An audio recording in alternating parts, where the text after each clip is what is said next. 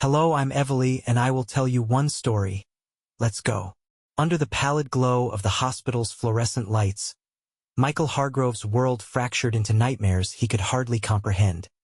His ordeal began with a strange, persistent whisper, a soft murmur that seemed to emanate not from his ears, but from somewhere far more sinister.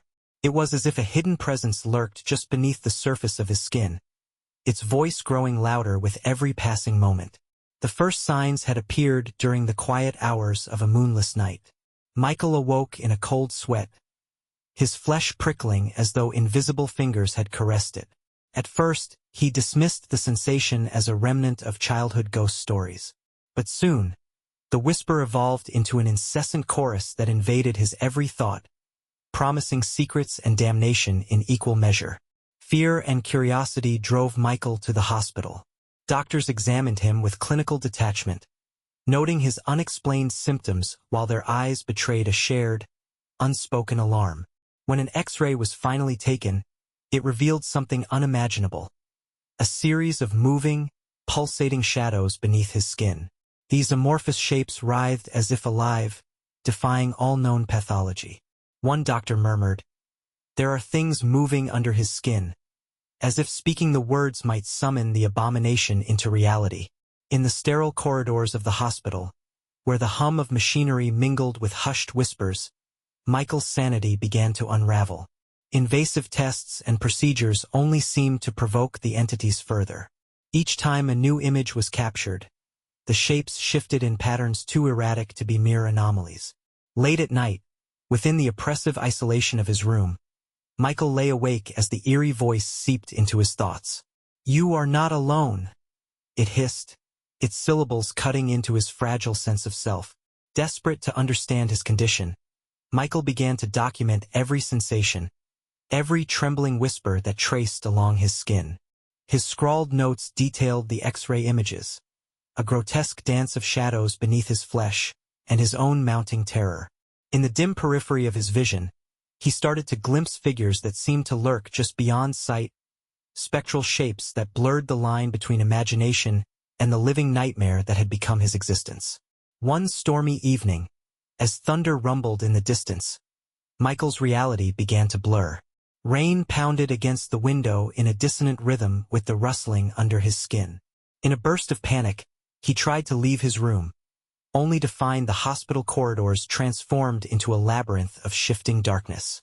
The building itself appeared to breathe, its walls pulsing in time with the eerie movements beneath him. Doors that once led to sterile treatment rooms now opened into shadowy voids, where time and space twisted at the whims of an unseen puppeteer. As Michael wandered these ominous halls, his mind teetered on the brink of madness. Unexplained phenomena became his constant companions. Fleeting movements in the corner of his eye, disembodied footsteps echoing down empty corridors, and that relentless, soul-chilling murmur. In one desperate encounter, a nurse met his gaze, her eyes wide with terror. "They're coming," she whispered before hurrying away as if pursued by a presence too horrifying to name. The evidence was irrefutable. The X-ray had revealed a tangible, living terror beneath his skin. And with each passing day, every sound, every shadow, became a harbinger of doom. The hospital, once a place of healing, had morphed into a living entity that fed on Michael's escalating fear.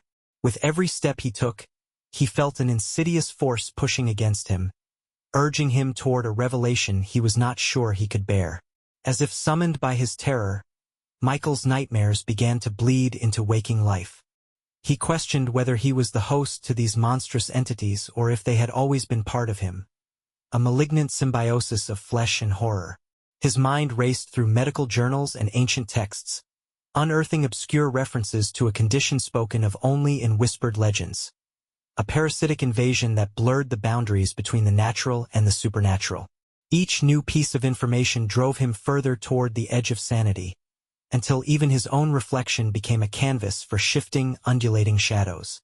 In a last, desperate bid for answers, Michael contacted Dr. Evelyn Grant, a neurologist renowned for delving into the obscure. Her private laboratory was a chamber of bizarre instruments and arcane diagrams that seemed to pulse with unworldly energy. There, Amid the cold hum of outdated equipment, Michael recounted his horrifying experiences. Dr. Grant's eyes narrowed as she scrutinized the X-ray images. "These anomalies," she whispered, "suggest that something is orchestrating a symphony beneath your skin, a melody of chaos that defies nature itself." Her words resonated with a chilling clarity. Under each invasive probe and every surgical test, Michael sensed the presence reacting, as if it were alive and communicating through the very tissue it inhabited. The procedure was excruciating, each moment a descent into agony, as the voice surged in bursts of pain and despair. In those moments, he glimpsed a dark silhouette moving with deliberate malice, a presence that seemed to orchestrate his suffering. Time itself became a twisted enemy. The hospital staff, once confident in their duty, now spoke in hushed, fearful tones about curses and ancient evils. Whispers of a forgotten ward, where patients vanished without trace, drifted along the corridors like a malevolent fog. Michael couldn't shake the feeling that his fate was tied to these grim tales, a legacy of unspeakable rituals and ancestral sins. Every X-ray, every probe, peeled back layers not just of his skin, but of a hidden history steeped in horror. In the oppressive silence of his room, Michael's journal filled page after page with frantic scribbles, cryptic symbols, and desperate pleas. With each entry, the voice beneath him grew stronger, its messages darker. It spoke of ancient pacts, of rituals conducted in secret, and of a final reckoning destined to claim him. Even as the hospital corridors dissolved into nightmares, a spark of determination ignited within him, a resolve to uncover the truth behind this relentless terror. In the quiet moments before sleep, as Michael stared at the dim ceiling, the voice softened into a murmur that almost resembled a lullaby, a deceptive serenade masking a promise of doom. Every whispered syllable was a reminder that the horrors beneath his skin were only the beginning of a journey into an abyss from which there might be no return. With his heart pounding in a rhythm that echoed impending doom, he braced himself for the unknown. At that fateful moment, as the hospital's sterile walls trembled with the weight of ancient evils and the unseen forces within him stirred with malicious intent, Michael Hargrove realized his journey had only just begun. The voice under his skin would not be silenced. It would persist as a constant, sinister companion, a harbinger of the unspeakable truths that lay ahead. In the dim light of a breaking dawn, Michael Hargrove awoke to a reality even more twisted than the horrors of the previous night. The hospital room, once a sterile refuge, had become a chamber of surreal dread. The walls pulsed with an almost imperceptible rhythm, as though they, too, were alive and sharing in his torment. The persistent, sibilant whisper that had haunted him for weeks now roared like a maddened choir, seeping into every corner of his mind. It was no longer a distant murmur. It was a demand, a command that beckoned him deeper into a realm of unspeakable terror. Michael's body betrayed him in new and horrifying ways. The very skin that had once served as a protective barrier now writhed under his touch. He could feel the tiny, insidious movements, an undulating tide of shapes and shadows that slithered beneath his flesh. Each time he pressed his hand against his arm, the sensation of countless microscopic fingers dancing against his nerves sent shivers racing down his spine. His journal entries, once feverish scribbles of desperate inquiry, had grown into detailed accounts of every agonizing twitch and convulsion beneath his skin. He wrote of patterns that defied human logic, of symbols that glowed faintly like eldritch runes etched by an unseen hand. Unable to bear the isolation, Michael ventured into the deserted corridors of the hospital.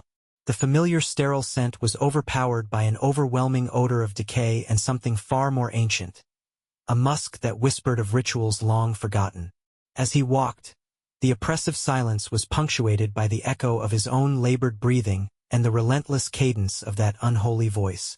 The corridors had transformed into a labyrinthine nightmare, their geometry twisting as though defying the natural order.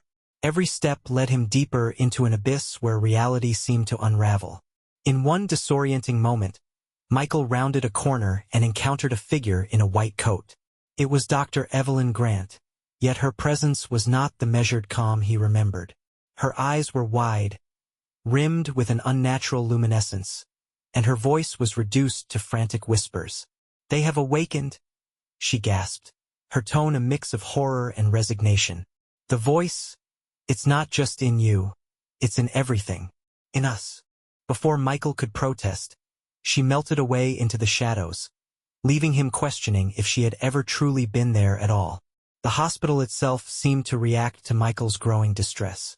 The once familiar beeping of monitors now resonated like a heartbeat from a colossal beast, and the flickering overhead lights cast grotesque shadows that danced along the walls.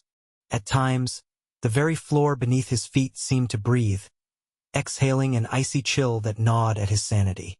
The boundary between the physical world and the nightmare realm was dissolving, and Michael felt himself teetering on the edge of a precipice from which there was no return. Driven by a need for answers, Michael returned to the private laboratory where Dr. Grant had once examined him. There, among dusty medical tomes and archaic instruments, he discovered a collection of forbidden manuscripts. Their pages described an ancient affliction, a parasitic symbiosis between human hosts and entities born from the darkest corners of existence.